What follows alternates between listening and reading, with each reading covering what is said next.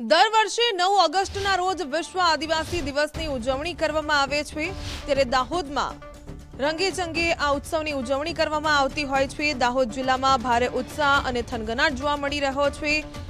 આદિવાસી બાહુલ્ય ધરાવતા દાહોદ જિલ્લામાં ઉજવણી દરમિયાન યોજાનારી સાંસ્કૃતિક રેલીઓ માટે આદિવાસી સમાજના પરંપરાગત પોશાક એવા ખાસ પ્રકારની ઝૂલણીની માંગમાં પણ મોટો ઉછાળો આવ્યો છે।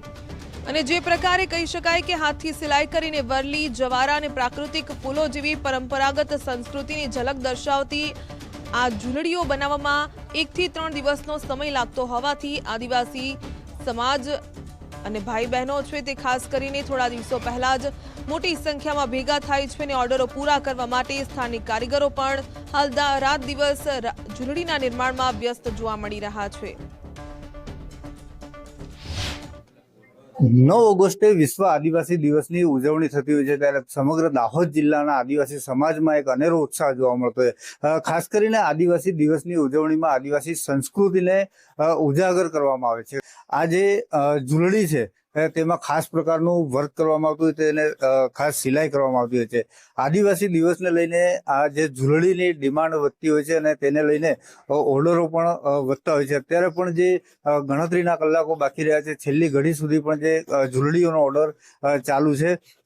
પરેશભાઈ, કેવી તૈયારી હોય છે ને કેવો ઓર્ડર હોય છે? લોકોમાં ઉત્સાહ તો બહુ સરસ છે અને ઝૂલણીના ઓર્ડર પણ બહુ સારા પ્રમાણમાં મળે છે। વધુ પડતું ગ્રામ્ય વિસ્તારનો ઓર્ડરો વધારે આવતા હોય છે, જેમ કે એમપીના બહુ ઓર્ડરો છે, રાજસ્થાનના ઓર્ડરો બહુ છે, આપણા ગુજરાતના પણ બહુ ઓર્ડરો છે। એ પ્રમાણે બધા ઓર્ડરો ચાલતા હોય છે અને લગભગ ઓર્ડરોનું કામ તો મેં પૂરું કરી નાખ્યું, પણ છતાં પણ હજી ઓર્ડરો છે, કામ વર્ક ચાલુ જ છે। કે આ જે કામ છે નોર્મલ મશીન પર થતું હોય છે। આપણે જે એમ્બ્રોઇડરી વર્ક હોય એ બહુ ઓછું ચાલતું હોય। અત્યારે માર્કેટમાં એમ્બ્રોઇડરી વર્ક વાળું આવે છે પણ એનું ચલણ ઓછું હોય, પણ જે નોર્મલ મશીન પર જે આપણે ફ્લાવર્સ ને બનતા હોય એ બહુ એનું ચલણ વધારે છે। આમાં જે ડિઝાઇન કરવામાં આવે છે સિલાઈ દ્વારા, એ કઈ ડિઝાઇન કહેવાય અને એનું વિશેષતા કઈ? એ આમ તો જોવા જઈએ તો એક તો વરલી આર્ટ બહુ ચાલતું હોય છે, પણ વરલી આર્ટમાં શું છે કે ટાઈમ બહુ લાગે એટલે લોકો ઓછું તૈયાર કરતા હોય।